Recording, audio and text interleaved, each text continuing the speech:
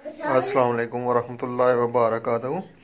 हमारी ये वीडियो बालों के लिए है। बालों का गिरना, दोमो हो जाना, कमज़ोर हो जाना, खुश्की हो जाना और सिकरी, इसके अलावा बेरुखी रुखापन जो हो जाता है ना, बालों का खुरदरापन आ जाता है, चमक ख़त्म हो जाती है, उसके लिए ये अल्हम्दुलिल्लाह बेहतरीन ऑयल साबित होगा।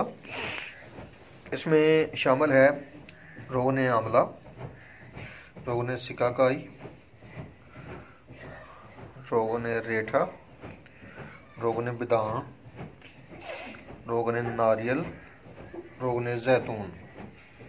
ये 6 चीज़ों का मरकब है और सबकी मिकदार जो है सिवाय रोगन बेदाम के बराबर वज़न लेनी है। और रोगन बेदाम